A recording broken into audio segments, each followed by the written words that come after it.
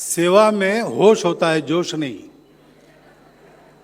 ये जहां नारे लगाने वहीं लगाने चाहिए। ये काम नारों का नहीं है, ये काम करना पड़ता है। मेरे बोलने पर आप तालियां बजा रहे हैं, लेकिन ये लोग कर रहे हैं। ये कर रहे हैं इसलिए मैं बोल पा रहा हूं।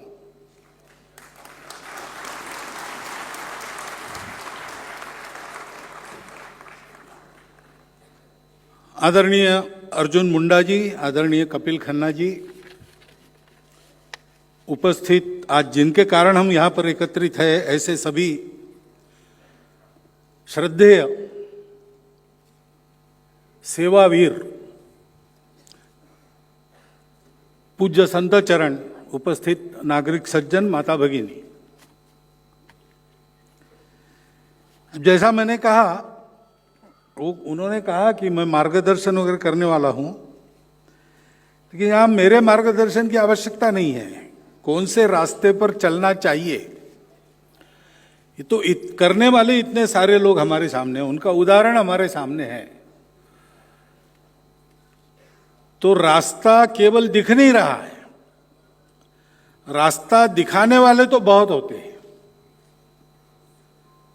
लेकिन लोगों की भलाई का काम, अपना स्वार्थ छोड़कर करने का काम, उसका रास्ता हमेशा कठिन होता है, कंटकाकीर्ण होता है।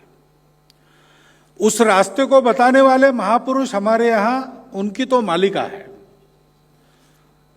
दुनिया के किसी देश में, सारे देश मिलाकर जितने महापुरुष अब तक होंगे उतने हमारे देश में गत 200 वर्षों में हो गए। और एक एक का जीवन सर्वांगीण जीवन की राह उजागर करता है हमारे आंखों के सामने। लेकिन राह उजागर जब होती है तो उसके कांटे कंकड़ भी दिखते हैं, क्योंकि वो मार्ग का कंटकाकीर्ण होता ही है।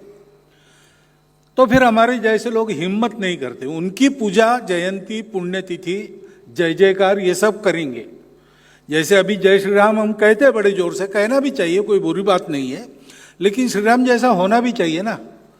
लेकिन हम सोचते हैं कि वो तो भगवान थे। अरे भाई, भरत जैसे भाई पर प्रेम करना श्री राम ही करे, हम तो नहीं कर सकते। ये सामान्य व्यक्ति की प्रतिक्रिया रहती है। इसलिए उनके तेज में उजागर हुई राह पर चलने की हिम्मत देने वाले ये लोग होते हैं, जो हमारे जैसे ही होते हैं दिखने में, लोगों में वो अलौकिक नहीं बनते, किसी प्रकार की अपेक्षा नहीं रखते, अपना काम करते हैं, चुपचाप करते रहते हैं। स्वामी विवेकानंद ने एक बार कहा किसी अपने मित्र को या शिष्य को कि रे, तुम्हारे यीशु, बुद्ध और कृष्ण से 1000 गुना अधिक तेजस्वी लोग इस दुनिया में आए, चुपचाप अपना काम करके चले गए, किसी को खबर नहीं लगी। ऐसे गुप्त योगी होते हैं। ऐसे गुप्त योगियों को ढूंढ ढूंढ के आपके सामने लाने वाले ईश्वर संत फाउंडेशन का वास्तव में अभिनंदन है, हृदय से अभिनंदन। क्योंकि आज हमको चलने की जरूरत है। 75 वर्ष का उल्लेख हुआ। इन 75 वर्षों में जितना चलना चाहिए था, आगे बढ़ना चाहिए था, उतना हम नहीं बढ़े। बढ़ जाएंगे, वो कोई चिंता की बात नहीं है। लेकिन वहां तक देश को ले जाने का जो रास्ता है, उस पर चलेंगे तो चलेंगे ही नहीं। चले नहीं इसलिए नहीं बढ़े। वो एक सुभाषित है, योजनानाम सहस्रोपि शनैर गच्छेत पिपीलिका। सहस्र योजन भी छोटी चींटी अपने पैरों से धीरे धीरे चल के निकल जाती है। एक गांव से दूसरे गांव जाती है चिट्ठियां, है तो वैज्ञानिक सत्य है, जीव शास्त्र का अध्ययन करने वालों को मालूम है। माइग्रेशन होता है उनका, दूर दूर तक होता है, छोटे कदम भरते भरते देर सबेर पहुंच जाती है। और फिर कहा है कि अगच्छन वैनते योपी पदम एकम न गच्छति। अगर जाएगा नहीं, उड़ेगा नहीं, तो गरुड़ हो तो भी एक कदम भी आगे नहीं जा सकता। ताकत तो उसकी है पूरे आसमान को आलोड़न करने की, परंतु करेगा नहीं तो कैसे होगा। इसलिए आदर्शों के प्रकाश में हमको रास्ता पता है, उदाहरणों के प्रकाश में उस रास्ते पर कदम से कदम मिलाकर चलने की हिम्मत जगाने वाले आज के ये जो सारे हमारे उत्सव मूर्ति है, उनको मैं विनम्र प्रणाम करता हूं। और उनकी अनुमति से, क्योंकि आपने मुझे यहां खड़ा किया है, काम दिया है, सेवा वगैरह तो करता नहीं, एक आध कार्यक्रम में थोड़ा बोलने को कहा तो बोलता भी नहीं, ऐसा मेरी बदनामी न हो, इसलिए मैं कुछ बातें आपके सामने रखता हूं। आज के कार्यक्रम से ही संबंधित है। स्वर्गीय श्री खैराती लाल जी शर्मा ने अपने परिवार पर अपने स्वयं की कृति से और अपने बहुत स्नेहमय परामर्श से जो प्रभाव डाला, जो लीक बनाई, उस पर उस परिवार की आज की पीढ़ी भी चल रही है। यह बात हमारे ध्यान में आ गई। भारत की नई पीढ़ी का क्या होगा, ऐसी चिंता बहुत बुजुर्ग करते हैं, लेकिन वो चिंता करने का कारण नहीं, वो कैसे होंगे, क्या होंगे, ये सब बुजुर्गों के हाथ में है। और बाकी कुछ भी हो, परिस्थिति में कई प्रकार के प्रभाव है, अच्छे भी है, खराब भी है। जीवन का तरीका जो है वो कुछ बातें अच्छा करता है, कुछ बातें खराब करता है। ये हो तो भी अगर अपने परिवार को हमने ठीक से संभाल लिया, केवल आर्थिक दृष्टि से नहीं, परिवार का वातावरण हमने ठीक रखा, अपने आचरण से अपने घर के सब लोगों के साथ आत्मीय संवाद के आधार पर उनको सिखाते समझाते चले गए, तो देश की कोई भी पीढ़ी कभी भी भटक नहीं सकती। और मेरा तो अनुभव है, आज की युवा पीढ़ी में इतना बल है कि इसके अभाव में भी थोड़ा देर से सही, लेकिन वो अपना सही रास्ता ढूंढ लेते हैं और देश की सेवा में भी लग जाते हैं। पहली तो इस कार्यक्रम से ले जाने की बात हमारे लिए यह है। दूसरा, कई बार लोग कहते हैं कि हम तो बहुत कुछ करना चाहते हैं, लेकिन हमको कुछ चाहिए तब कर सकेंगे ना। तो अनंतवासी राम सुखदास जी महाराज एक बार दिल्ली में आए, मुंबई में आए थे, चुनाव का समय था उस समय। तो एक सज्जन गए और उनको कहा कि आपके परिचय बहुत है और मैं समाज की सेवा करना चाहता हूं, और सेवा के लिए अगर मुझे टिकट मिला और मैं चुन के आ गया तो सेवा करना आसान होगा। और बात तो सही है, आसान तो हो ही सकता है। और इसलिए उन्होंने कहा कि मुझे एक अथॉरिटी मिलेगी, साधन भी मिलेंगे, तो मैं अधिक सेवा कर सकूंगा, आप थोड़ा फोन करके बोल दीजिए। तो राम सुखदास जी महाराज ने मिला कि ये चुन के आने से फायदा क्या होगा, यही ना कि तुमको अधिकार मिलेगा और तुमको साधन भी मिलेगा। तो बोले हाँ। तो बोले कोई बात नहीं, मैं तुमको अधिकार दे देता हूं, लिख के दे देता हूं कि सेवा करने का अधिकार मेरे तरफ से इनको प्राप्त हुआ है। पूरे देश में तुम कहीं भी सेवा करो, तुमको कोई कठिनाई नहीं आएगी, और जितना खर्चा होगा सेवा में मेरे से ले लेना, मैं देते रहूंगा, तुमको कभी धन का अभाव नहीं होगा। मैं फोन नहीं करता, इतना करो तुम, मैंने दे दिया, लिख के देता हूं, तुम करो सेवा। तो सज्जन वापस नहीं आए उनको मिलने के लिए। सेवा ऐसे होती ही नहीं। सेवा तो मनुष्य की मनुष्यता का एक स्वाभाविक आविष्कार है, स्वाभाविक अभिव्यक्ति है।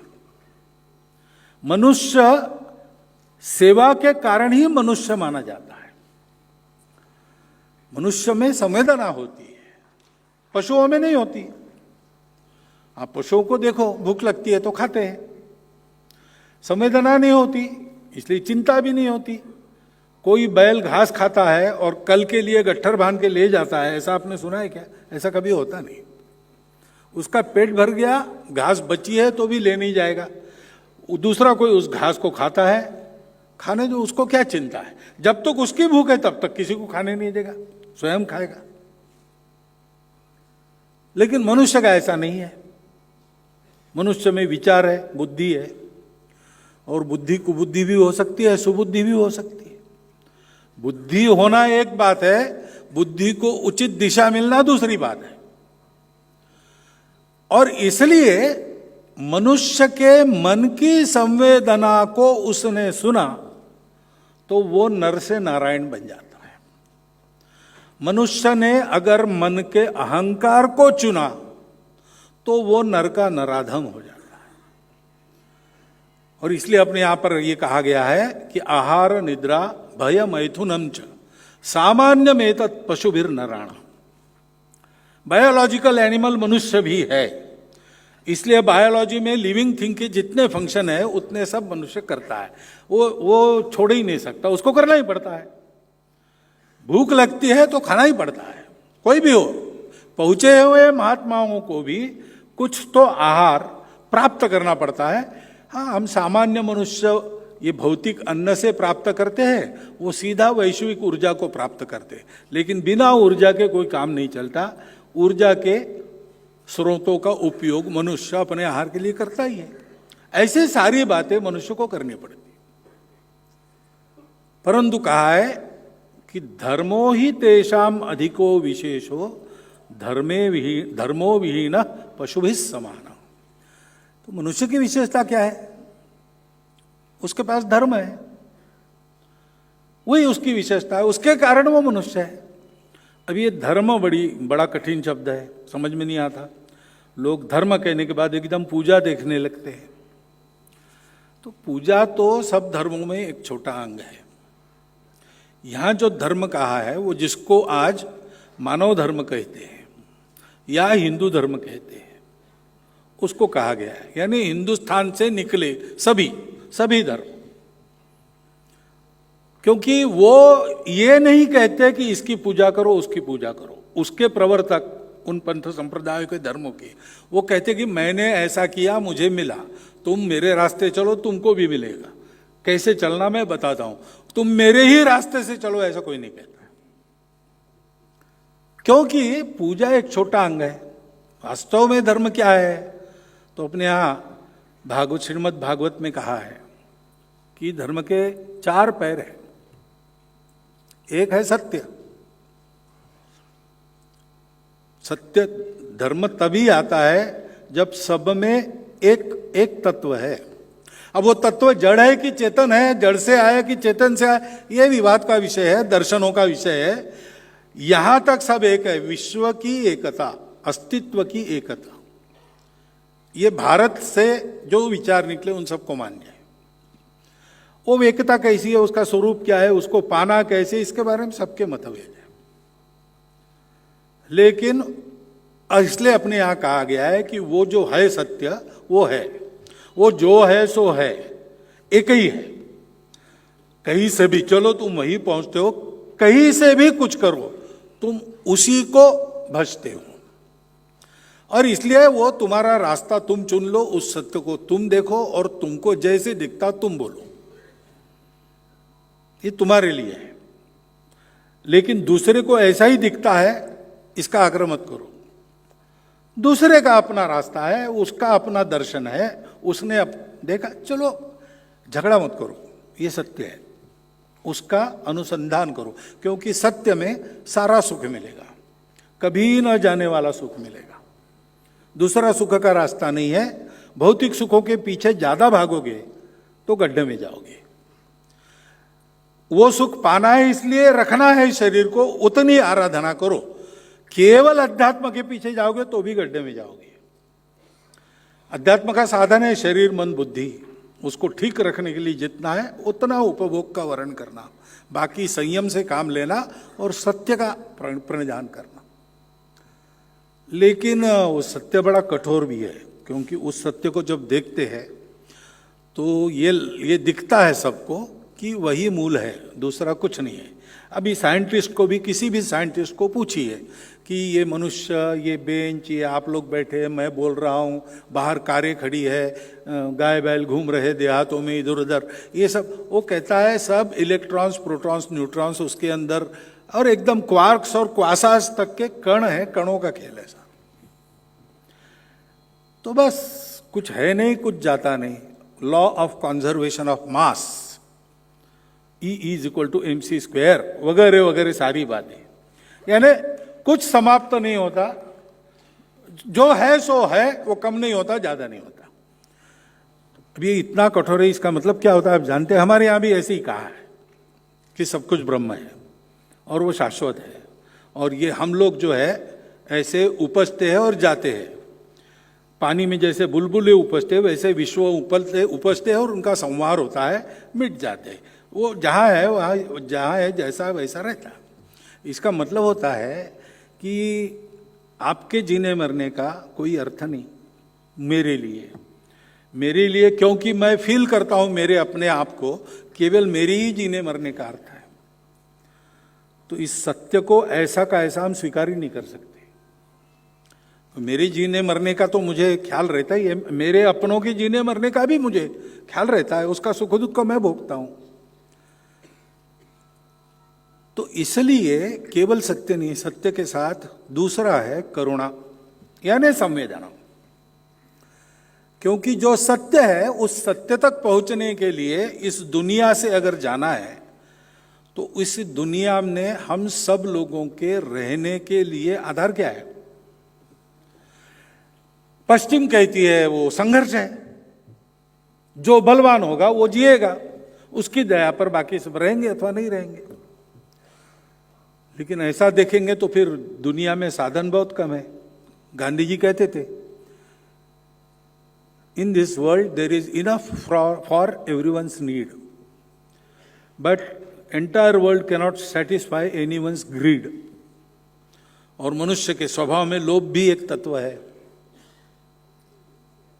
तो इसलिए संयम, सदाचार, संवेदना, करुणा, ये सारी बातें आती है। नहीं तो सत्य को स्वीकार करके उसको हम प्राप्त भी नहीं कर सकते। और इसलिए दूसरा पैर है करुणा। और ये करुणा मन में तब आती है और प्रभावी होती है जब पवित्रता है उद्देश्यों की। सेवा क्यों करना? वो सज्जन थे, टिकट मांग रहे थे, टिकट के लिए सेवा चाहिए थी उनको। वैसे तो हर 5 साल बाद बहुत सारे सेवा करने वाले निकलते हैं, और 5 साल के बाद, यानी वो 3-4 महीनों के बाद नष्ट होते हैं, फिर से आते हैं, उगते हैं फिर से 5 साल के बाद। ये तो हम खेल देखते ही है। वो सेवा नहीं है। वो मजबूरी में भी सेवा नहीं होती। कोई हमारी अब मजबूरी है दुनिया में जीना है तो एक दूसरे को, ऐसा भी नहीं है, उसको भी सेवा नहीं कहते। मजबूरी में जो होती है, बचाए एक बच्चे को, तालाब में लोग तैर रहे थे, बच्चा गिर गया तो लोग चिल्लाए, दौड़ा एक जवान, कूदा, उसने उस बच्चे को पकड़ा, ले आया, लोगों ने कंधे पर उठा लिया। पत्रकार आ गए, पूछा कि कोई कूदा नहीं, आपको कैसे प्रेरणा हुई उस बच्चे को बचाने की? वो बाद में बताता हूं, मुझे धक्का किसने मारा उसको मैं ढूंढ रहा हूं। अब धक्का मारा, वो वहां गिर गया, वो बच्चा वहां था, उसने गला पकड़ लिया। तो मरना है तो उसके साथ, जीना है तो उसके साथ। तो ये मजबूरी में अच्छा काम करना, ये भी सेवा नहीं है। सेवा स्वार्थ की होती नहीं है, सेवा अहंकार की भी नहीं होती। मैंने सेवा की, ये आता है तो सेवा का सारा पुण्य नष्ट होता है। और पुण्य प्राप्ति के भी लिए नहीं है, वो एक सहज अभिव्यक्ति है। मैं सेवा क्यों करता हूं? क्योंकि मुझे रहा नहीं जाता। एक सज्जन मिले मुझे कि मेरे पास अब बहुत पैसे हो गए, तो मुझे कुछ सेवा करनी है। तो आप लोग बहुत सेवा करते हो, तो हमको जरा बताइए कैसे कैसे की जाती है। मैंने बोला आप ये हमसे मत सीखिए, आपका उद्देश्य बहुत अच्छा है, आप कोई तरीका ढूंढिए, करना शुरू कीजिए, आपको जितनी मदद लगेगी हमारे लोग करेंगे, इतनी गारंटी मैं देता हूं, लेकिन हमारे तरीके पर मत आइए। क्यों, क्या हुआ? बोला देखो हमारा स्वयंसेवक वो भी फटेआला ही है, तो होता है, कोई बड़े व्यक्तियों का संघ है नहीं, सामान्य लोगों का संघ है। उसको समाज में कुछ कमी दिखती है, कुछ दुख दिखता है तो रहा नहीं जाता, वो दौड़ पड़ता है, वो विचार भी नहीं करता ये काम अपने से होगा, अपने पास साधन है, समाज अपने साथ रहेगा, वो दौड़ के काम करने लगता है। अपना समाज ऐसा है कि प्रामाणिकता से कोई काम कर रहा है तो उसको कोई कमी नहीं होने देता, अपना समाज ऐसा। अब आप तो पहले आपके पास पैसे तो बजटिंग से प्रारंभ करेंगे, वो हमारे यहां नहीं चलता है, इसका कोई बजट नहीं है, जितना आवश्यक है उतना करना, अपने पास जो है वो सब दे देना, ऐसे ही सेवा होती है। वो जो दीपों का वर्णन, तरह तरह के दीप होते हैं, लेकिन एक दीप सर्वोत्तम माना गया है, वो रत्न दीप है, उसका अपना प्रकाश होता है। और इसलिए अपेक्षन्ते न च स्नेहम, उस दीप को किसी का स्नेह नहीं चाहिए, या स्नेह यानी तेल भी होता है, तो उस दीप में तेल की जरूरत नहीं है। न पात्रम, स्टेटस नहीं चाहिए उसको, वो कहीं भी रखो प्रकाश देगा, आप उसको ऊंचे ही रखना पड़ेगा, हवा ना लगे ऐसी जगह रखना पड़े, कुछ उसकी कोई अपेक्षा नहीं। अपेक्षन्ते न च स्नेहम न पात्रम न दशांतरम, बीच बीच में उत्साह कम होता है, जरा बाती सरसाओ भैया, बड़ी करो, ये उसको नहीं करना पड़ता। आगे कहा गया है सदा लोकहिते युक्ता रत्न दीपा इव उत्तमा। उत्तम पुरुष कैसे होते हैं? इस रत्न दीप के समान स्नेह पात्र यानी स्टेटस या कोई प्रेरणा देने वाला, मेरे प्रेरणा से शुरू हुआ ऐसा कह रहे हैं, बेकार की बात है, प्रेरणा उनके हृदय के अंदर की है, उनके पिताजी के उदाहरण की है, तो उनको कोई आवश्यकता नहीं होती, वो जलते रहते हैं। प्रकाश देना उनका स्वभाव है, पेटी में बंद करके रखो तो अंदर पेटी का प्रकाश होगा। ऐसा रत्नदीप के जैसा लोकहित में रत उत्तम पुरुष होते हैं, ऐसे जीवन अपने सामने है। और गौर करने की बात है कि यद्यपि उनको सम्मानित करने का कार्यक्रम है, ये कार्यक्रम उनके लिए नहीं है, क्योंकि उन्होंने मांगा ही नहीं था कुछ, उनको तो अपना नाम वहां है इसका भी पता नहीं था, वो तो करते हैं, करते रहते हैं। मैं तो बहुत सारे लोगों को जानता हूं, उनको पता नहीं था कि हम सब लोग उनके लिए खड़े हो जाएंगे, यहां उनका सम्मान होगा। उन्होंने काम शुरू किया तब भी अगर कंप्यूटर में डाटा फीड करते कि इनके पास क्या क्या है काम करने के लिए, तो कंप्यूटर कहता कि ये काम चलेगा ही नहीं, लेकिन वो चल पड़ा और आगे बढ़ा। आज उनके अपने क्षेत्र में उस काम की एक कदर है, उनको नहीं चाहिए, है रत्नदीप है तो प्रकाश मिलेगा ही मिलेगा, लोग कहेंगे कि चमक रहा है, रत्नदीप चमकने के लिए नहीं बैठा है, वो उसका स्वभाव है भैया। ऐसे ये सारे लोग हैं, तो ये कार्यक्रम उनके लिए थोड़ी है, उनको हमारे सामने लाया जा रहा है क्योंकि हमारा जीवन ऐसा बने।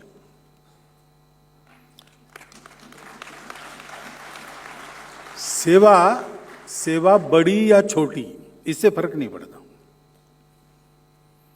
सेवा अंतःकरण पूर्वक, आत्मीयता पूर्वक, संवेदना के कारण, अहंकार को भी भूल के, नारायण मेरे सामने या भगवान मेरे सामने, आप जिसको भी मानते हैं सर्वोच्च, वो मेरे सामने उस रूप में प्रकट होकर मेरे अंतःकरण को पवित्र करने का अवसर मुझे दे रहा है, ऐसा मानकर जो की जाती है, वो छोटी हो या बड़ी हो, उसका मूल्य समान है। और इसलिए ये सब लोग हमारे सामने आते हैं, आज समारंभ में आ रहे, इसलिए हमको थोड़ा उनके बारे में वो बड़े हैं वगैरह ऐसा लगेगा, है वास्तव में बड़प्पन तो है ही, परंतु ऐसे मिल जाते तो हम उनको बड़ा आदमी नहीं मानते, हम मानते हैं सामान्य लोग हैं, सेवा कर रहे हैं, सामान्य लोग भी सेवा कर सकते हैं। हम लोग हमारे घर में अपना जीवन चलाने के लिए सहायक होने वाले कितने लोग हैं अपने आसपास? हम विचार करें, हमारे घर में कोई बर्तन मांजने वाली महिला आती है क्या? उसके बच्चों की पढ़ाई ठीक हो रही कि नहीं, हमारा ध्यान है क्या? उसके घर में व्यसन मुक्ति हो गई, ऐसा हम कर सकते हैं क्या? हम जिस हेयर कटिंग सैलून में शहरों में होते हैं, कस्बों में और कम होते हैं, और गांव देहात में तो नाऊ घर पर आता है, ऐसी स्थिति आज भी कहीं कहीं है। लेकिन ये हमारा ही जीवन चलाते हैं ना, तो उनका सब कुछ ठीक हो रहा है क्या? बिल्कुल, सेवा के लिए क्षेत्र आपको ढूंढना नहीं पड़ेगा। अपने चारों ओर हम अपनी शक्ति लगाकर ठीक कर सकते हैं। ऐसी बहुत सी बातें हैं। अभाव को दूर करना, दुख को दूर करना, उन्नति के पथ पर ले जाना, सामाजिक महत्व के या व्यक्तिगत महत्व के, स्वच्छता से लेकर पर्यावरण तक जो विषय है उसमें लोगों की जागृति करना है। उससे अच्छा मनुष्य उसको बनाना, भौतिक आध्यात्मिक दोनों रूपों में, ये सेवा है। और विशेषकर जिसकी सेवा करते हैं वो सेवा देने वाला होना चाहिए, वो सेवा असली सेवा है। एक कहावत भी थी ऐसी कि आप भूखे को एक मछली देते हो, उसके बजाय उसको मछली पकड़ना सिखाओ तो वो ज्यादा, तो सदा के लिए इलाज हो जाएगा। ऐसे इस सेवा के द्वारा देने वाला रह नहीं जाता, वो लेते लेते देने वाला बन जाता है। कविता कुछ मराठी में एक कविता है कुसुमाग्रज कि देने वाला देता जाए, मैं हिंदी बता रहा हूं उसका, देने वाला देता जाए, लेने वाला लेता जाए, लेते लेते लेने वाला देने वाले के हाथ ले जाए। ये देते रहना चाहिए तो वो भी देने वाला बनेगा। ऐसा भी इन प्रकल्पों के सेवितों में से हमने सुना हुआ है। ऐसी सेवा हम कर सकते हैं, हम सब लोग कर सकते हैं। संस्था बना के कर सकते हैं, जो संस्थाएं कर रही है उनके साथ लग सकते हैं। हम अपने परिवार के द्वारा आसपास ऐसी सेवा कर सकते हैं। सेवा के लिए सहायता देने से प्रत्यक्ष हाथ से सेवा करने तक अगर इस भावना से की जाए तो वो सेवा सबको लगती है, करने वाले को, जिसकी करते हैं उसको, और पूरे समाज को। क्योंकि आखिर समाज क्या है? समाज भीड़ तो है नहीं। अपने यहां पुराना शब्द था जनपद, आजकल हम जिले को जनपद कहते, वो नहीं। राष्ट्र, नेशन के अंग 7 अंग होते हैं, उसमें मुख्य अंग है जनपदवती भूमि, यानी एक भूमि जिस पर एक जो समूह रहता है मनुष्यों का, वो केवल समूह नहीं है, वो समाज है। समाज है। समाज है यानी क्या है? उसके सामने एक निश्चित उद्देश्य है और वो परस्पर आत्मीयता से बंधा है, संवेदना से बंधा है।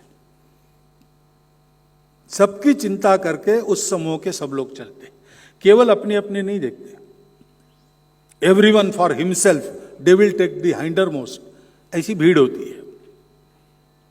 लेकिन समाज होता है कि कहीं कुछ गड़बड़ हुई तो दौड़ पड़ता है। जैसे जीवंत शरीर होता है, तो जीवंत शरीर में कहीं एक जगह कांटा चुभ गया तो तुरंत आंखें उधर जाती है, हाथ आगे जाते हैं उस कांटे को निकालने के लिए, बुद्धि विचार करती है इस पर कोई दवाई लगाना चाहिए क्या, सारा शरीर वहां की सेवा में जुट जाता है।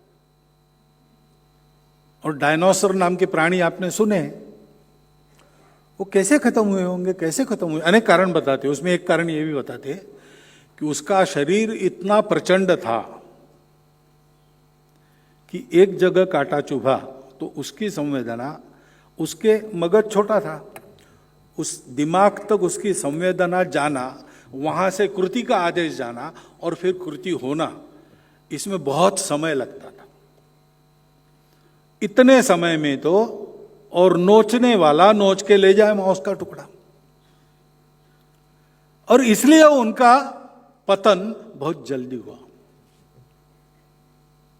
अब हम 130 करोड़ वाले हैं, 3000 किलोमीटर लंबी चौड़ी भूमि है, प्रचंड देश है अपना,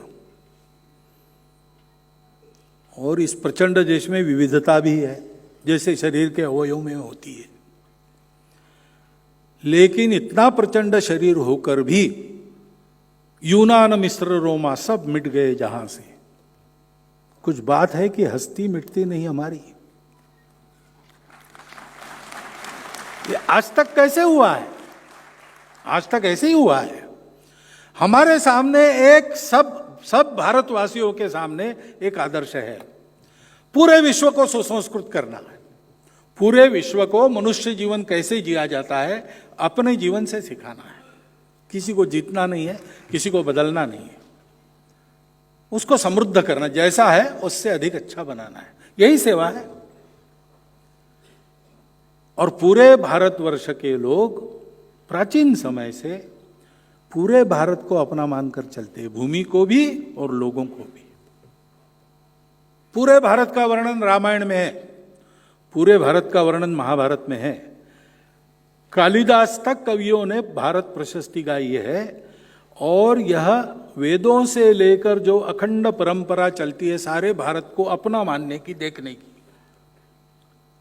वो अभी तक जारी है। ये जो संवेदना है, इस भूमि के प्रति अपनी संवेदना है, और इस भूमि के पुत्रों के प्रति अपनी संवेदना है, क्योंकि इस भूमि को हम मातृभूमि मानते हैं। उसकी प्रत्येक संतान हमारी अपनी सहोदर भैया बहन है, सगे भाई बहन है हम सब लोग। इस संवेदना से अगर हम काम करेंगे तो क्या मजाल है इस देश का विकास नहीं होगा। 75 साल बहुत लग गए ऐसा होता है, लेकिन ऐसे जाग गए ना तो 15-20 साल में ठीक हो जाएगा सब। इतनी ताकत है अपनी। उस ताकत को जोड़ने वाली ये संवेदना, जगाने वाले ये सारे उदाहरण अपने सामने हैं। ये कार्यक्रम उनके लिए नहीं है, ये कार्यक्रम हम सबके लिए है। हम जागे, अपने जीवन को सेवा में लगा दे, अपने देश को परम वैभव संपन्न और विश्वगुरु बनाए, ताकि संपूर्ण मानवता इस प्रकार एक आत्मीयता के सेवा भाव से आप्लावित होकर सुख शांतिमय सुंदर जीवन जीते हुए कोई व्यक्ति दुखी न हो, कोई व्यक्ति अभावग्रस्त न हो, किसी के मन में किसी चीज का मलाल न हो, जिसको जो चाहिए वो सब मिले, और सब मिलके इस अपने विश्व को अधिक सुंदर सुसज्जित पर्यावरण शुद्धता को लाते हुए करे, ऐसे जिए। ऐसी दुनिया बनाने वाला भारत खड़ा हम कर सकते हैं अगर हम अपने अपने दायरे में, जो छोटा है बड़ा है जैसा है, उस दायरे में इन उदाहरणों का प्रत्यक्ष अनुकरण करते हैं। मुझे लगता है कि इस प्रकार का कार्यक्रम इसलिए किया जाता है कि हमारे लिए उसमें एक बोध है, उस बोध को ग्रहण करें, उसका चिंतन करें और चिंतन को कृति में बदले। इतना एक अनुरोध आपके सामने करता हूं और धन्यवाद करता हुआ मेरे 4 शब्द समाप्त करता हूं।